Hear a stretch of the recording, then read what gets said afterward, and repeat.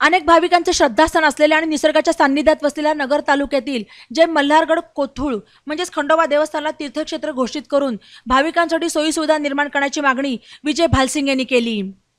या मागणीचे निवेदन जिल्हाधिकारी आणि पालकमंत्री राधाकृष्ण विखे पाटील यांच्या कार्यालयात देण्यात आले। नगर तालुक्यातील गुंडेगाव येथून अवघे 8 किलोमीटर अंतरावर जय मल्हारगड कोथरूड खंडोबा देवस्थान आहे।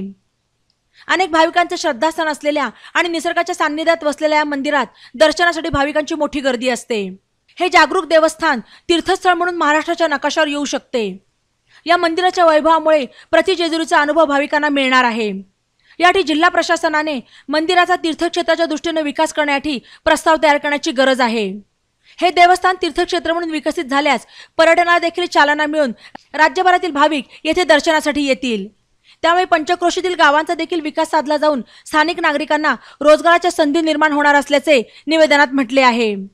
जिल्हा प्रशासनाने तात्काळ जय मल्हारगड कोथरूड खंडोबा देवस्थान तीर्थक्षेत्र घोषित करून भाविकांसाठी सोयी सुविधा निर्माण करण्यासाठी प्रयत्न करण्याची मागणी भालसिंग यांनी केली आहे।